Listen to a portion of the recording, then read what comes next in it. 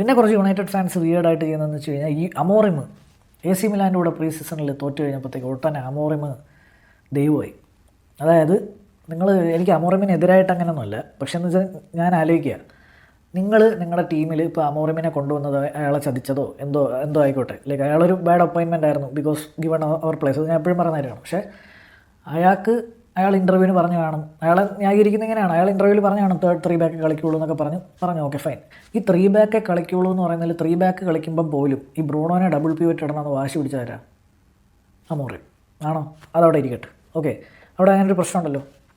ഈ യുണൈറ്റഡ് ഫാൻസിന് എനിക്ക് മനസ്സിലാവുന്നില്ലാത്ത ഒരു കാര്യം എന്ന് വെച്ച് കഴിഞ്ഞാൽ അവർക്ക് ഈ ബോർഡിനെ ഭയങ്കര തെറിവിളിയാണ്, ബോർഡ് മോശമാണ് എല്ലാം, ഞാൻ അടക്കം തെറിയൊക്കെ വിളിച്ചിട്ടുണ്ട്. ഓക്കെ, എന്നാൽ ഈ തെറി വിളിച്ചുകൊണ്ടിരിക്കുമ്പോൾ ഈ ബോർഡിനെ തീരെ വിശ്വാസമുണ്ടോ?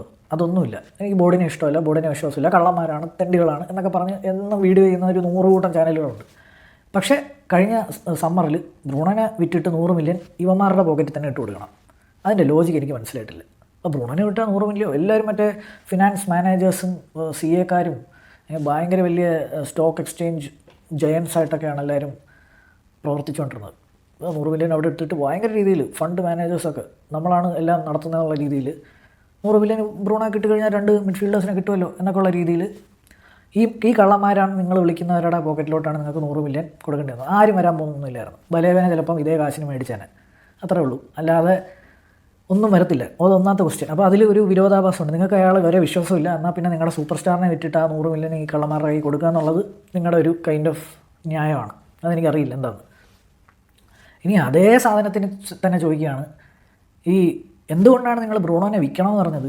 അമോറിമിൻ്റെ സിസ്റ്റത്തിൽ ബ്രൂണോനെ അയാളുടെ വാശിപ്പുറത്ത്, അതായത് 2 നമ്പർ 10 കളിക്കുന്ന സിസ്റ്റത്തിൽ അയാളെ 2 നമ്പർ 10ലും വേൾഡിലെ ബെസ്റ്റ് നമ്പർ 10നെ കളിപ്പിക്കാതെ ഡബിൾ പിവറ്റ് കളിപ്പിക്കുന്നത് കൊണ്ട് ആയിരുന്നു നിങ്ങൾക്ക് ബ്രൂണോനെ വിൽക്കാനുള്ള ഇത്. അതെന്ത് ലോജിക്കാണ്? അയാൾ ഇവനെ ഇവിടെ കളിപ്പിക്കണമെന്ന് വാശി പിടിക്കുന്നത് ആരുടെ പ്രശ്നമാണ്? ബ്രൂണോനെ അപ്പോൾ വിറ്റ് കളയാണ് വേണ്ടത്. ബ്രൂണോയ്ക്ക് കളിക്കാൻ ലിറ്ററലി 2 പൊസിഷൻ ഉണ്ടായിട്ട് പോലും അവിടെ നിന്ന് കളിപ്പിക്കാതെ ഔട്ട് ഓഫ് പൊസിഷൻ കളിപ്പിക്കുന്നത് ആരുടെ വാശിപ്രകാരമാണ്? അമോറിമിൻ്റെ വാശിപ്രകാരമാണ്. എന്നിട്ടുള്ള എല്ലാ തെറിയും ഹെയ്റ്റും ബ്രൂണോയ്ക്ക് കിട്ടുകയും ചെയ്തു. ഇല്ലേ? ചെയ്തു. ബ്രൂണോ നല്ല രീതിക്ക് ഡിപ്പ് പോയി, ഇല്ലയെന്നൊന്നും പറയണ്ട. ക്യാരിക്ക് വന്നതിന് ശേഷമാണ് ബ്രൂണോ കുറച്ചുകൂടെ എന്താ പറയുക, ബ്രൂണോയുടെ നമ്പർ 10 റോളിൽ ബ്രൂണോ കളിച്ച് വീണ്ടും നമ്മളെ കണ്ണ് തുറപ്പിച്ചത് ക്യാരിക്ക് വന്നതിന് ശേഷമാണ്. അപ്പോൾ എൻ്റെ ചോദ്യം എന്ന് പറയുന്നത്, നിങ്ങൾക്ക് ബ്രൂണോനെ വിറ്റ് 100 മില്യൺ കള്ളന്മാരുടെ കൊടുക്കണം, അമാരെ വിശ്വാസമില്ല. പക്ഷേ നിങ്ങൾക്ക് അമോറിമിനെ വിശ്വാസമുണ്ടോ? അതുമില്ല. അമോറിമിനെ വലിയ വിശ്വാസമില്ല. അമോറിമിനെ ആ സമയത്ത് ബ്രൂണോനെ നമ്പർ 10 കളിപ്പിക്കാത്തതിന് തെറി വിളിച്ചുകൊണ്ട് കിടക്കുകയായിരുന്നു ആണേ. അപ്പം നിങ്ങൾ തന്നെയാണ് എല്ലാം പറയുന്നത്. നിങ്ങൾക്ക് എന്നാൽ എന്താ പറയുക, ബ്രൂണോനെ അമോറിം ഔട്ട് ഓഫ് പൊസിഷനിൽ കളിപ്പിക്കുന്നതുകൊണ്ട് ബ്രൂണോനെയാണ് വിൽക്കുന്നത്. നിങ്ങളുടെ ടീമിൽ ഞാൻ പറഞ്ഞ പോലെ നമുക്ക് സൂപ്പർ സ്റ്റാറുകളെന്ന് പറഞ്ഞ് ഇനി കുറേ കാലത്തേക്കൊന്നും ഉണ്ടാവില്ല. ഈ ബ്രൂണോ കസമീറോ തന്നെയാണ് ലാസ്റ്റ് സൂപ്പർ സ്റ്റാർസ്. കുറച്ച് കഴിഞ്ഞ് ഇനിയിപ്പോൾ നമ്മളായിട്ട് സൂപ്പർ സ്റ്റാർസിനെ ഉണ്ടാക്കിയാലേ ഉള്ളൂ. പുറത്തുനിന്നുള്ള സൂപ്പർ സ്റ്റാറുകൾ ഇനി വരുന്ന കുറവായിരിക്കും. അപ്പം നിങ്ങൾക്ക് അങ്ങനെ പിന്നെ പെട്ടെന്ന് 30 വയസ്സ് വലിയ പ്രശ്നമായി. ഇപ്പോൾ ടെലിമാൻസിനെ വാങ്ങിച്ചത് 30ൻ്റെ അടുത്ത് തന്നെയാണ്. ഓക്കെ, ബ്രൂണോ ഗിമാറസ്, സാൻഡ്രോ ടൊനാലിയോ ഒക്കെ എല്ലാവർക്കും ബ്രൂണോ ഗിമാറസിനൊക്കെ വാങ്ങാൻ നമ്മൾ കൂട്ടുമായിരുന്നു. ബ്രൂണോ ഗിമാറസിന് 30 ആവാറായി കേട്ടോ.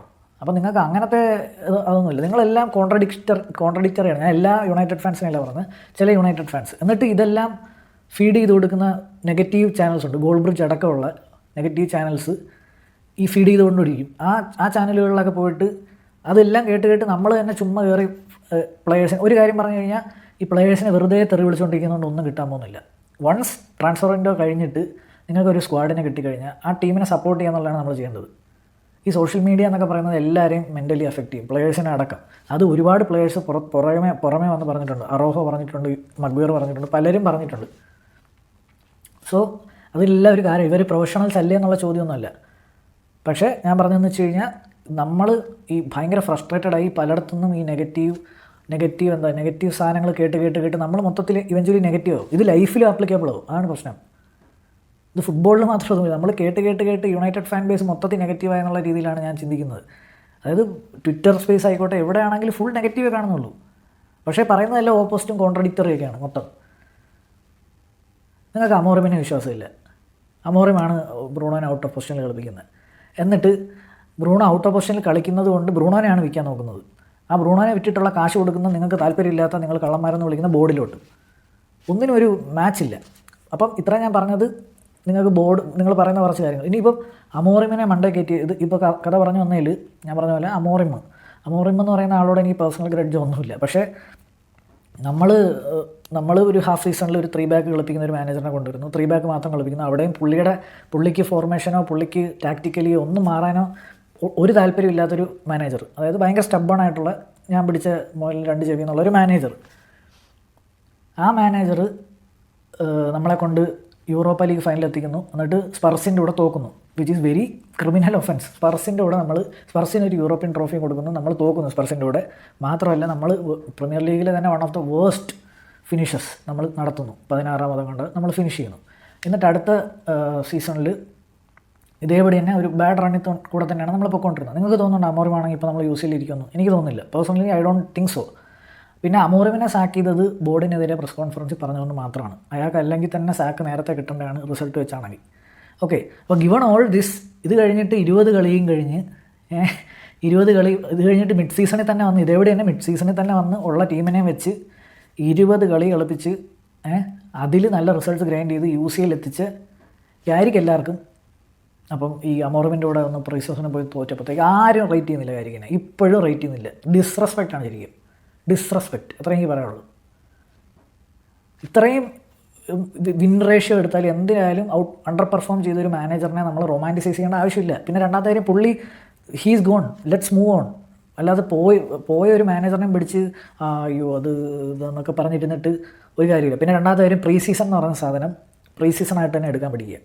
പ്രീ സീസണിൽ ഇപ്പം നമ്മൾ PSG-യോടെ 1-1 ഡ്രോ ആയി, നമ്മൾ പറഞ്ഞു നടക്കുന്നുണ്ടോ നമ്മൾ ചാമ്പ്യൻസ് ലീഗ് വിന്നേഴ്സ് 2 പ്രാവശ്യം അടുപ്പിച്ച് ചാമ്പ്യൻസ് ലീഗ് അടിച്ച PSG ഞങ്ങൾ 1-1 പിടിച്ചോടാ, ഞങ്ങൾ കിടിലങ്ങളാടാ എന്ന് നമ്മൾ ആരെങ്കിലും പറഞ്ഞു നടന്നോ? ഇല്ല. അപ്പം നമുക്ക് ബോധമുണ്ട് ഇത് പ്രീ സീസൺ ആണെന്നും ഇതിലെങ്ങനെയാണ് സ്ക്വാഡുകൾ ഇറങ്ങുന്നതെന്നും ഇതിപ്പം പ്ലെയേഴ്സ് ഒന്ന് ഹീറ്റഡപ്പ് ആവാൻ വേണ്ടി, വാമപ്പ് ആവാൻ വേണ്ടി, മാച്ച് ഫിറ്റ്നസ്സിലോട്ട് വരാൻ വേണ്ടിയുള്ള ഒരു പരിപാടി നമുക്കറിയാം. പക്ഷേ നമ്മൾ പെട്ടെന്ന് അമോറിമിൻ്റെ കൂടെ തോറ്റു കഴിയുമ്പോഴത്തേക്കും അയ്യോ സീസൺ ഗോൺ, സീസൺ ഓവർ, ഈ സീസൺ ഞാൻ കാണുന്നില്ല. സീസൺ കാണുന്നില്ലേ, വേണ്ട, അടച്ചു വെച്ചിട്ട് പോവുക, കാണണ്ട. മനസ്സിലായി? അങ്ങനത്തെ രീതിയിൽ ചുമ്മാ കയറി ട്വിറ്റർ മൊത്തത്തിൽ നെഗറ്റീവ് ആക്കുക, യൂട്യൂബിൽ കയറി കിടന്നിട്ട് ഈ നെഗറ്റീവ് മാത്രം പറയുന്ന ചാനൽസ്, അവർക്ക് വരുമാനം കിട്ടും, അത്രയേ പറയുള്ളൂ.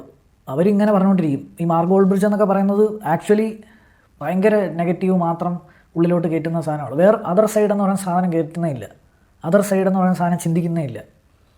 സോ ഇങ്ങനെയൊരു ഇതെനിക്ക് യുണൈറ്റഡ് ഫാൻസിൻ്റെ അടുത്ത് തന്നെ ഷെയർ ചെയ്യണമെന്ന് തോന്നി. ബിക്കോസ് ഇത് ഒരുപാടായി ഞാൻ കാണുന്നു. ഒരു കളി തോറ്റ് കഴിയുമ്പോൾ ഉണ്ടാകുന്ന ഒരു നെഗറ്റീവ്, അതായത് നിങ്ങളൊരു 5 കളി ജയിച്ചിട്ട് അല്ലെങ്കിൽ 3 കളി ജയിച്ചിട്ട് 1 കളി തോറ്റാൽ നിങ്ങൾ ആ 3 കളിയുടെ ഒന്നും ചിന്തിക്കാത്ത രീതിയിൽ ആ ഒറ്റ കളീനെയും പറഞ്ഞുകൊണ്ടിരിക്കുന്ന ഒറ്റ ഫാൻ ബേസിനെ ഞാൻ കണ്ടിട്ടുള്ളൂ. അത് യുണൈറ്റഡ് ഫാൻ ബേസാണ്.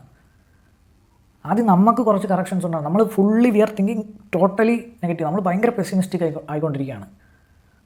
നമ്മുടെ ക്ലബ്ബിൽ ഒന്നും നല്ല നടക്കുന്നില്ല എന്നുള്ള രീതിയിൽ നരേറ്റീവ്സും പൊയ്ക്കൊണ്ടിരിക്കുകയാണ്. ഇത് നിങ്ങൾക്ക് ഞാൻ ചോദിക്കുകയാണ്, ഈ 150 മില്യന് 3 മിഡ്ഫീൽഡേഴ്സിനെ സൈൻ ചെയ്തത് ഈ മാർക്കറ്റിൽ നല്ല കാര്യമല്ലെന്ന് വെച്ച് കഴിഞ്ഞാൽ നിങ്ങൾക്ക് ബോർഡിനുള്ള ദേഷ്യം കാര്യം നിങ്ങളില്ല എന്ന് പറയും.